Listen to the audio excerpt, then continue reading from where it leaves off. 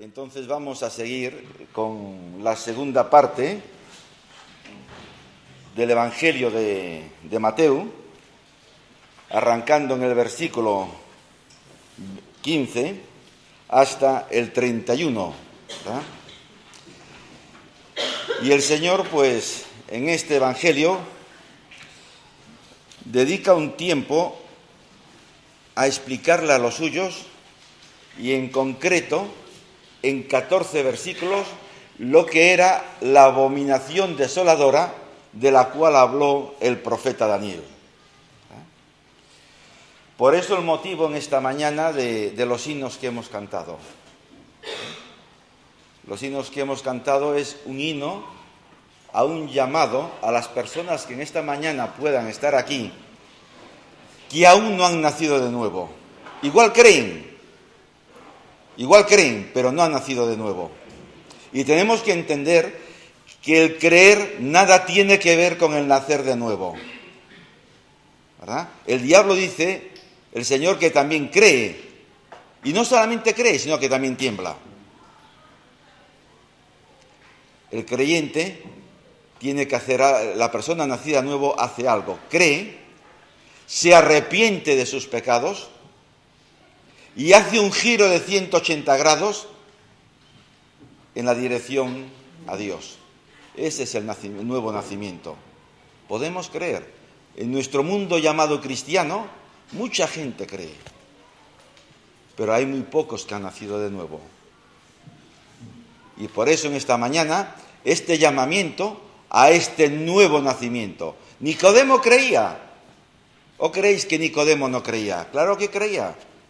¿Por qué razón se acercó al Señor Jesucristo? Porque creía.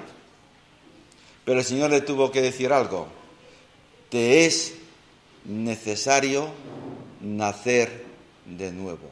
Te es necesario, es decir, es obligatorio para ti, para entrar en el reino de Dios, el nacer de nuevo, ¿verdad?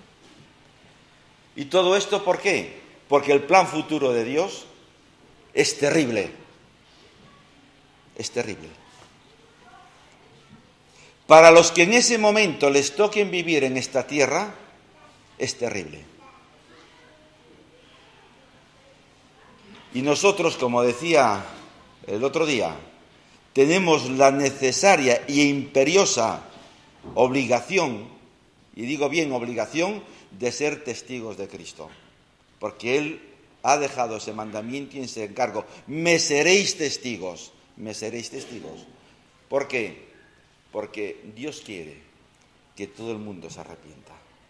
Nosotros no salvamos a nadie, pero sí nosotros tenemos la obligación de sembrar para que esas personas puedan decidir si van a seguir a Cristo o no.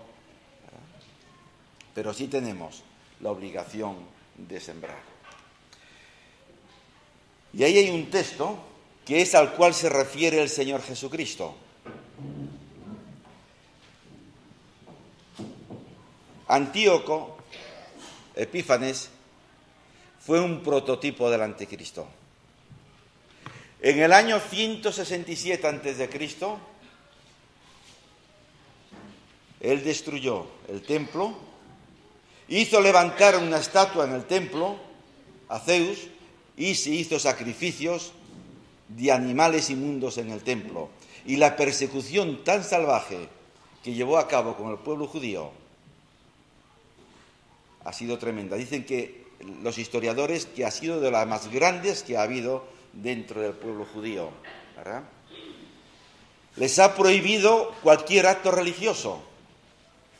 Y eso provocó en Matatías, que era sacerdote, con sus hijos, que fomentaran una revuelta, la que es conocida y se celebra cada año en Israel, como el Hanukkah, que fue la revuelta de los macabeos, ¿vale? Que se han agrupado, han buscado a judíos también que amaban a su país y han luchado contra Antíoco y lo han echado de Israel, ¿verdad? Más adelante, también ha pasado, unos 200 y pico años más adelante, también ha pasado un poquito más de lo mismo con el general Tito, que más tarde fue emperador. hizo lo mismo. En el año 70 después de Cristo, en el templo, lo destruyó, llevó la abominación, ¿verdad? Pero aquí en este texto, cuando el Señor Jesucristo lo estaba trayendo a sus discípulos de nuevo, lo que Él había dicho ya a través de Daniel, se refiere a esa semana que está aún por cumplir, a esa semana que aún tiene que llegar, esa semana que es la semana de la gran tribulación, ¿verdad? Y están marcadas unas cosas en amarillo que me gustaría dejar, pues un poco, retomarlas de cuando estuvimos con Daniel. Dice que por una semana, y ya sabéis que así en la introducción que el hermano Carballosa pues nos dio, pues hablaba de que esa semana se refiere a 7 años, ¿verdad? En esta semana confirmará el pacto con muchos. ¿Quién es el que va a confirmar el pacto con muchos? Es un personaje que es el anticristo. Dice que el anticristo va a confirmar el pacto con muchos, es decir, que en nuestro mundo se están dando unas condiciones para que surja ese personaje, no sé si ya está o si aún va a llegar, no lo sé, pero para que sí surja en ese personaje, que se den 3 cosas que él va, pues, a tener en sus manos para gobernar. Será un personaje que caiga bien a todo este mundo y sea lo que el mundo esté buscando, ¿verdad? Y en él se den el poder económico, el poder político y el poder religioso. Son los 3 poderes que van a caer en sus manos y el mundo entero lo va a aprobar y lo va a aceptar. Por eso dice, y por otra semana confirmará el pacto con muchos. Es decir, hará un pacto de paz inclusive con Israel. E Israel va a aceptar a este personaje como un personaje válido, como gobernante, como nunca ha habido otro, ¿vale? Pero sigue diciendo que a la mitad de la semana, aquí se le ve el plumero, ¿verdad? A la mitad de la semana, donde dije digo, digo Diego. ¿Lo entendéis? A la mitad de la semana rompe el pacto con Israel. Y aquí es donde el versículo 15 de Mateo arranca, que habla de la abominación desoladora. Rompe el pacto con Israel y dice que va a hacer cesar el sacrificio, ¿vale? Y la ofrenda. Ha roto el pacto. Él se instaura como Dios en el templo. Él se cree que es Dios, como dice en el texto este de aquí, el apóstol Pablo a los tesalonicenses le escribe hasta el punto que se sienta en el santuario de Dios proclamándose él mismo Dios, ¿verdad? Eso es lo que va a hacer el anticristo.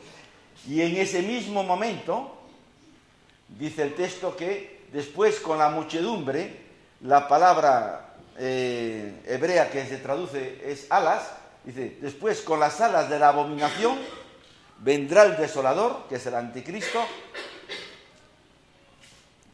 hasta que venga la consumación. Es decir, que Mateo, el Señor se lo sigue diciendo, que la prueba esta va a durar, pero no va a ser tan larga para que aquellos que creen no duden y puedan perderse. Es decir, que va a tener un tiempo determinado, ¿vale? Y lo que está determinado sobre el desolador, sobre el anticristo, ¿verdad?, pues sea finiquitado ya una vez por todas, que es cuando será Satanás pues encadenado para siempre, ¿vale? Y esto es lo que el Señor Jesucristo pues les está diciendo y es en lo que vamos a entrar. El pueblo hebreo, el pueblo judío cometió el más horrendo de los pecados, que fue rechazar a Dios y matar al enviado de Dios, al Hijo, al Mesías, al Señor Jesucristo. Por esa razón, Israel quedó desolada, ¿verdad? Y ahora pues vamos a entrar en todo lo que el Señor Jesucristo les dice. Vamos a ir texto por texto a los suyos hablándole de esa segunda mitad de la semana, ¿vale? Que es desde el momento en que el anticristo rompe el pacto, ¿vale? Él se erige como Dios, se levanta como Dios y genera o provoca esa persecución terrible como nunca en la historia se ha visto, ¿vale? Y el Señor Jesús se lo va diciendo poco a poco a los suyos, ¿vale? Dice el versículo 15, por lo tanto, cuando veáis en el lugar santo la abominación desoladora de la que habló el profeta Daniel. Hemos tenido el texto del profeta Daniel ahí delante, de esa abominación. Y después dice una cosa muy importante, el que lee entienda, ¿vale? Es decir, que el Señor está invitando a profundizar y a comprender y a entender sus propósitos de cara hacia el futuro. Las señales que ocurren antes, que hemos tenido el otro día, que van del 1 al 14, el Señor a estas señales les llama principio de dolores. Principio de dolores, que son señales que se han venido dando en todos los tiempos, pero que llegando hacia los tiempos finales son señales que van a ir creciendo, van a ir a más, ¿vale? Hasta que, como decía, cuando una mujer empieza con los principios de dolores, pues ahí hay un lapsus de tiempo hasta que dé a luz, ¿vale?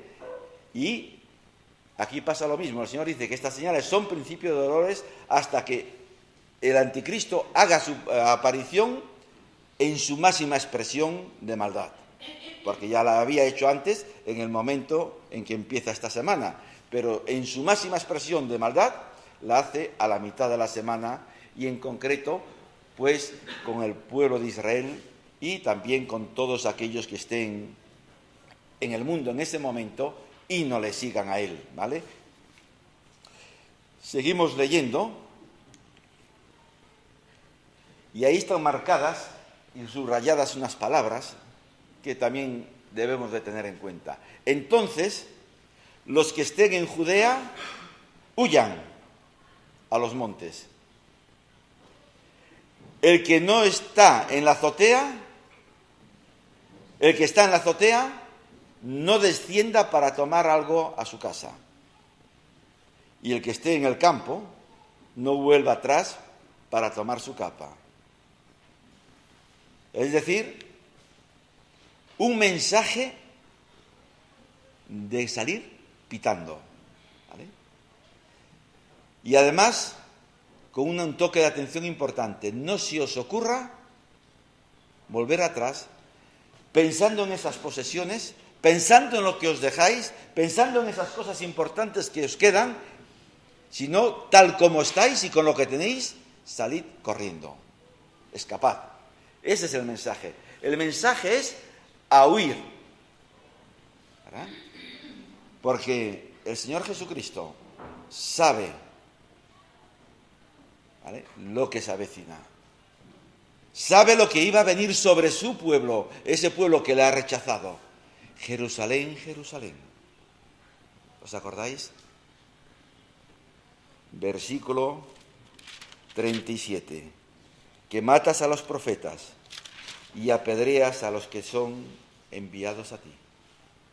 ¿Cómo te amé? ¿Cómo te amé?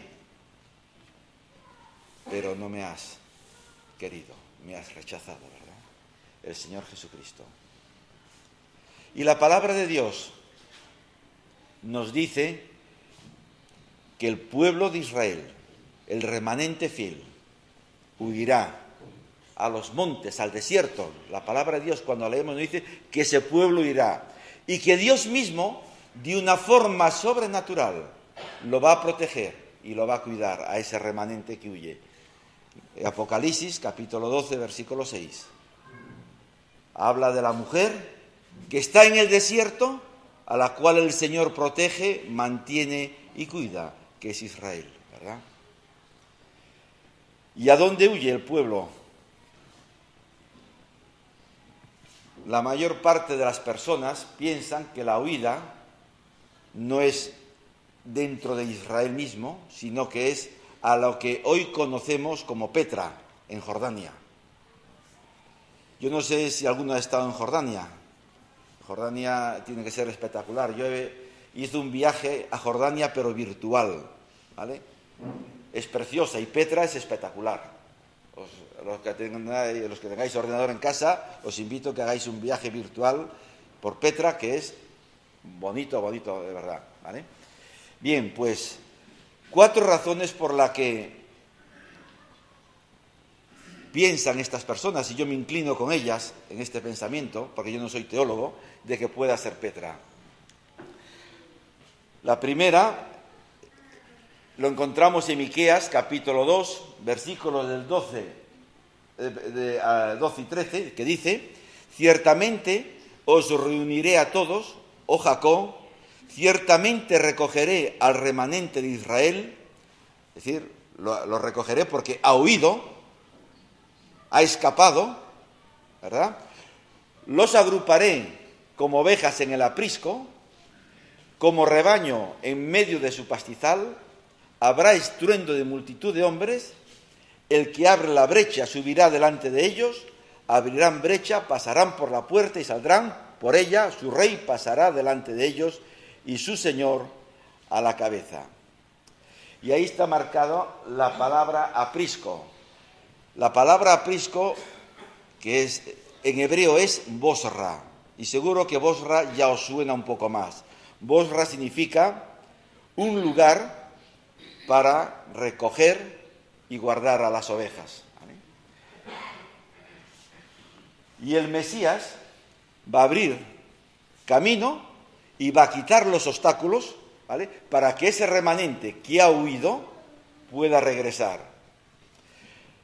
La antigua ciudad de Bosra estaba en el monte Seir, en Edom.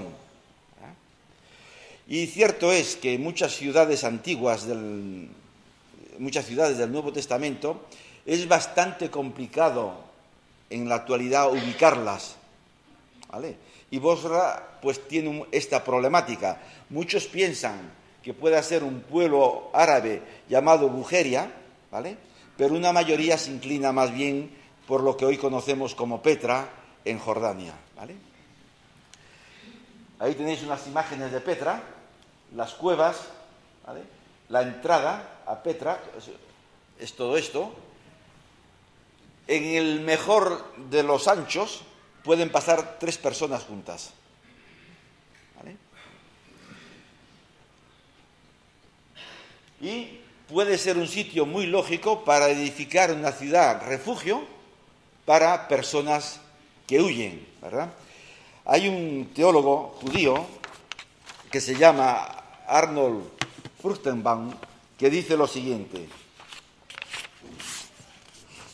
Petra está situada en una cuenca dentro del monte Seir y está rodeada totalmente por montañas y acantilados. La única vía de acceso de la ciudad es un estrecho pasadizo llamado el Sig, que significa brecha, fisura, garganta o grieta. El Sig se extiende casi 1.600 metros y puede cruzarse caminando o a caballo. Los picachos a lo largo de este angosto pasaje se elevan sobre el Sig a la altura de hasta 183 metros. Esto hace que la ciudad sea fácil para defender, y los altos picachos que la rodean agregan significado y confirmación a Isaías 33:16. Solamente 2 o 3 personas, una al lado de la otra, pueden entrar por este pasillo en un momento dado, lo cual aumenta la posibilidad de defensa de la ciudad. El nombre Bosra significa redil para ovejas. El antiguo redil tenía una entrada muy angosta para que el pastor pudiera contar sus ovejas. Una vez dentro del redil, las ovejas tenían más espacio para moverse. Petra tiene la forma de gigantesco redil con su estrecho pasaje de entrada que se abre a un espacioso círculo rodeado de montes. ¿Vale? La segunda razón es una razón militar, ¿vale? Y cierto es que Bosra es uno de los lugares, o de los primeros lugares, podríamos decir, en el antiguo Edom, a donde el Señor Jesucristo va a venir cuando regresa a la tierra, ¿verdad? Y Isaías, que ahí están los pasajes, ¿vale?, nos dice que al regresar de Bosra el Señor Jesucristo vendrá chorreando de sangre. Y la pregunta que nos podemos hacer aquí es ¿por qué la Escritura destacan que Cristo irá a Bosra o a Petra? ¿Por qué? Porque sin esta fuerza que le da, ¿no? Y bueno, la respuesta podría ser que vaya como parte de la campaña del Armagedón, ¿vale?, para rescatar al pueblo que había huido y que se había ocultado en esa región que hemos visto de Bosra, ¿verdad? La tercera razón es una razón política. ¿Vale? Dice Daniel, capítulo 11, versículo 41, dice, entrará en la tierra gloriosa, y esto es el anticristo, y muchas provincias caerán, mas éstas escaparán de su mano, Edom, Moab y la mayoría de los hijos de Amón, es decir, lo que es y conocemos como hoy como la actual Jordania, ¿vale? Y es la única nación del Oriente Medio que va a escapar, ¿vale?, a las manos y a la del anticristo. Y esto hace que Petra pues pueda ser esa ciudad refugio a donde el pueblo huya en ese momento tan terrible y tan duro de la gran tribulación. Y también geográficamente dice Apocalipsis que y la mujer huyó al desierto donde tiene lugar preparado por Dios para que allí se sustente por 1260 días. La mujer es Israel, ¿vale? Dios la sostiene, que es lo que comentaba antes, y los 1270 días son las 42 semanas o los 3 años y medio, que es la segunda mitad del periodo de la tribulación, ¿verdad? Dios prepara una ciudad refugio para su remanente. La Escritura, como hemos visto, la sitúa en un lugar desértico, en un monte. Bosra cumple más o menos, o Petra cumple más o menos esos parámetros, esos criterios, ¿verdad? Y es muy accesible para todas aquellas personas que salen huyendo. Bien, esto es un poquito con respecto a esos tres textos que hemos leído del pueblo que huye de ese remanente que el Señor invita cuando llegue ese momento de la abominación desoladora en que el anticristo se instaure en el templo, ¿vale? Que salgan corriendo, que no lo piensen, que no le pase como a la mujer de Lot, que sí salió corriendo pero lo pensó, y sabéis lo que le pasó, ¿no? Que allí se quedó. Dice, mas hay de las que estén encinta y de las que estén amamantando en aquellos días. Es decir, ahí le da fuerza a la dureza y a la crudeza de este momento, de estas 3 años y medio, ¿verdad? Porque personas con problemas, no con problemas en este caso, pero sí personas con dificultades para esa huida apresurada, pues tienen. Pero también hay una palabra de aliento, y es una palabra para infundir ánimo, y es a la oración, ¿verdad? Orad, para que en el momento en que llegue ese punto de huida, de tener que salir corriendo, ¿verdad?, no esté restringido, no esté cortado, no lo podáis hacer. Por eso nombra ahí invierno, que es un momento difícil para poder salir y escapar huyendo, o el sábado, porque el sábado para el pueblo judío sabéis que es un día sagrado en el cual no se puede hacer nada, ¿verdad? Pero yo quiero resaltar algo, que ante la dificultad el Señor llama a la oración. Llama a la oración. Pero llama a la oración no solamente dentro de la dificultad, sino también mucho antes de que llegue la dificultad. Porque el Señor le estaba hablando esto a los suyos, ¿vale?, miles de años antes de que esto suceda, porque aún no sucedió. Y ya le está diciendo, orad. Empezad a orar ahora por todo aquello que va a pasar, para que podáis huir y os pueda ser fácil esa huida. Y aquí describe en este pequeño texto la crudeza y la dureza, ¿verdad?, de esa persecución. Porque dice, porque habrá entonces una gran tribulación, cual no la ha habido desde el comienzo del mundo hasta ahora, ni volverá a haberla. Es decir, que el pueblo ha sufrido muchas persecuciones. Bueno, las conocemos, vamos a ir a las últimas, la de Nabucodonosor, cuando sitió y después los llevó cautivos a Babilonia. Los Seleucidas, a través de Antíoco IV Epífanes, ¿vale? Bueno, eso fue, si leéis un poco a Flavio Josefo y la historia, lo que ese hombre hizo con el pueblo no tiene parangón. El general Tito, que destruyó Jerusalén y desapareció Israel, ¿vale? Lo que más reciente, en este siglo pasado, Adolf Hitler también, pero la palabra de Dios dice que esta gran tribulación, dice que no tiene nada que se le haya parecido a lo que el pueblo ha sufrido, ¿verdad? Y dice más, hablando de esta dureza y de esta crudeza, dice algo más. Y si aquellos días no hubieran sido acortados, ninguna carne sería salva. Por causa de los escogidos, aquellos días serán acortados. Estos son pequeños cuadros que hablan de cosas que, bueno, yo por lo menos no tengo palabras para poder hacer un gráfico para que podamos entender, pero sí de dureza y de crudeza, ¿vale? Y a la vez este texto es un texto también que inyecta ánimo y que llama a la perseverancia, ¿verdad? Si aquellos días no hubieran sido acortados, ninguna carne sería salva. Y esto habla de los mismos escogidos, ¿verdad? Pero por amor a los escogidos, esos días van a ser acortados, ¿verdad? Ánimo, el Señor le está dando y diciendo perseverar, porque aunque creáis que no podéis, perseverar y tened ánimo, ¿verdad?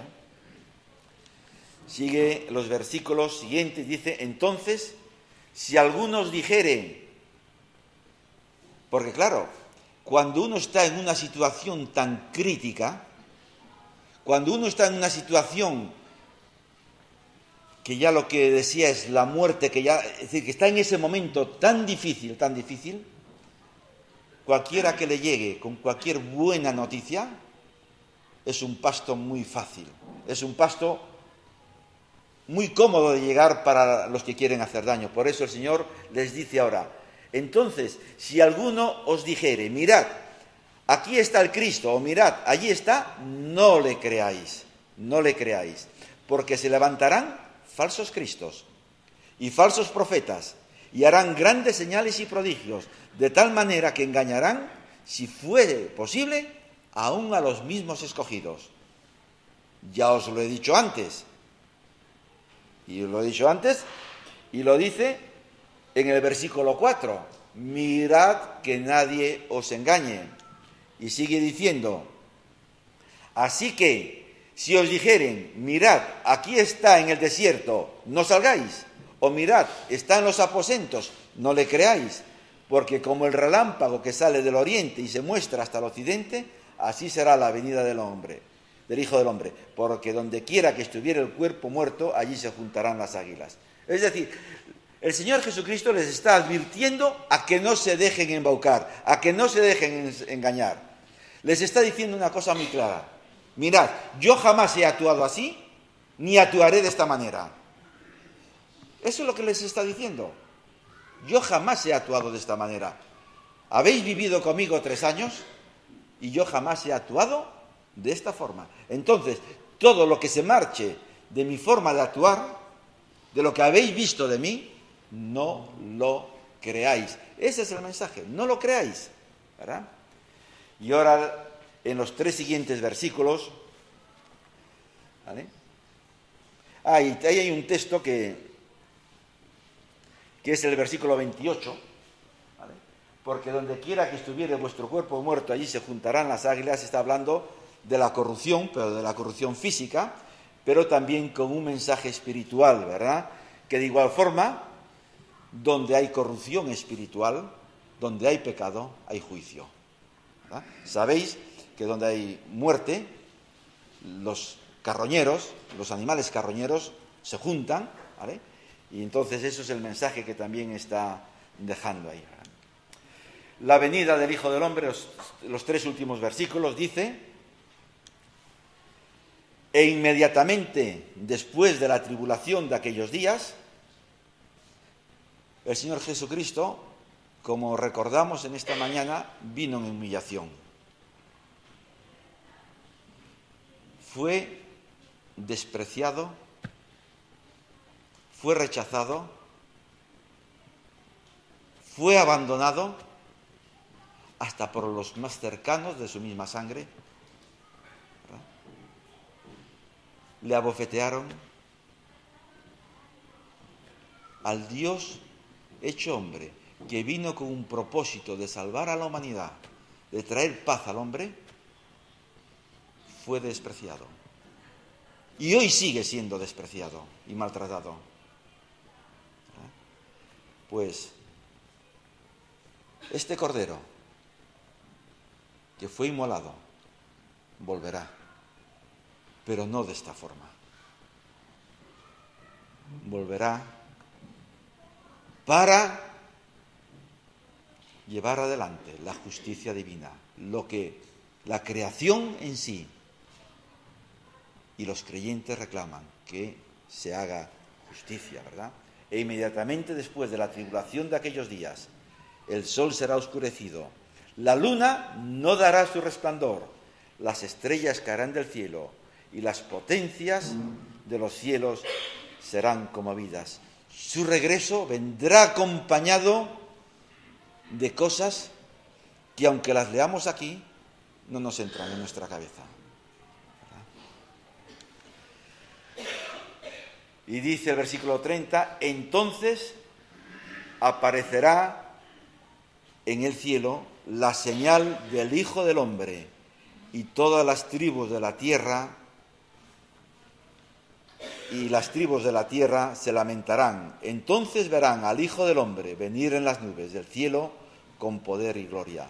La pregunta es, ¿cuál será la señal del Hijo del Hombre? Porque dice que aparecerá en el cielo la señal del Hijo del Hombre.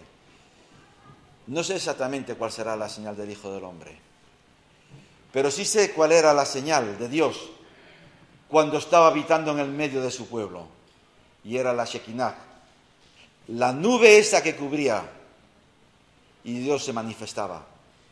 Pues esto tiene que ser algo parecido, tiene que ser algo glorioso, la manifestación de Dios viniendo, ¿verdad? Viniendo, su gloria, ¿verdad?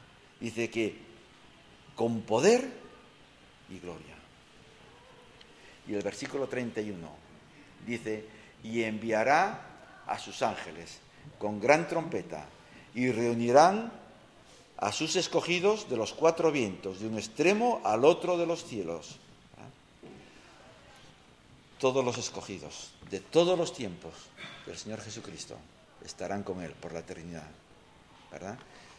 Vendrá el periodo del milenio, Satanás, esos 1000 años de paz, donde Satanás será sacado, será atado, ¿vale?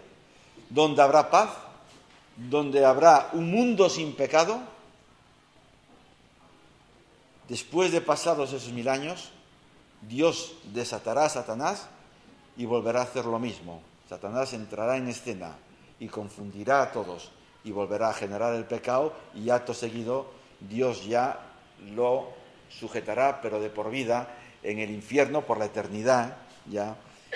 Y acto seguido el reino eterno, ¿verdad?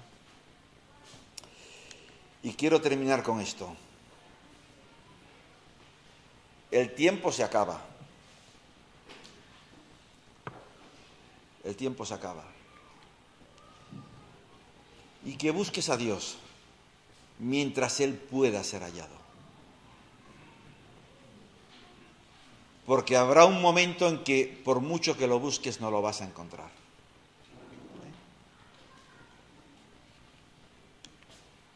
Y Dios en esta mañana te está llamando.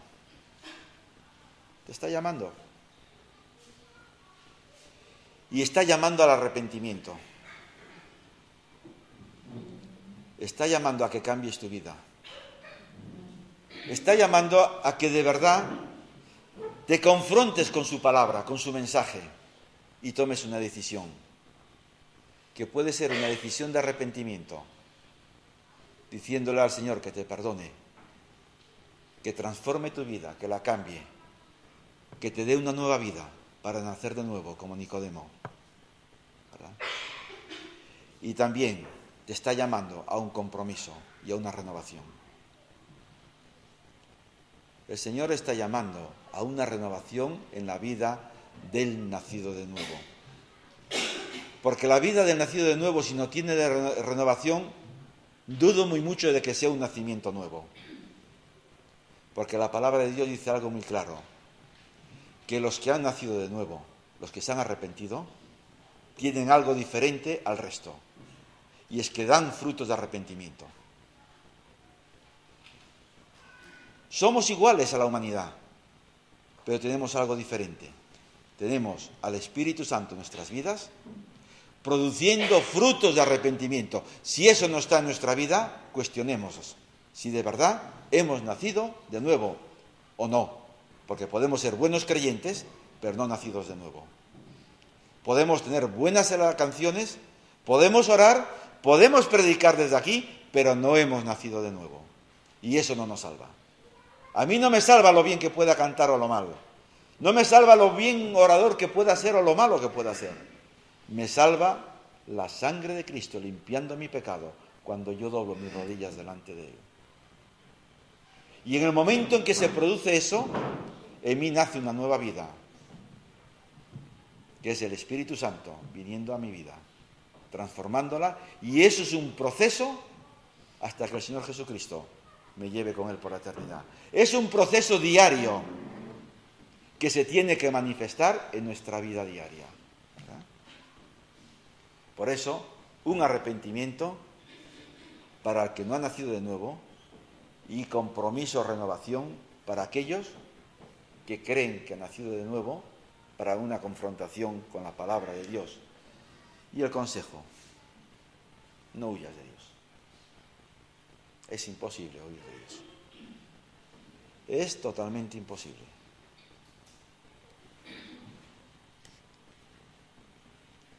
¿Sabéis? Los que no son de Dios, los que no son nacidos de nuevo, ya han sido condenados. Los que no han nacido de nuevo ya han sido condenados. Y esto no son mis palabras, ojalá fuesen las mías. Son las palabras del mismo Dios.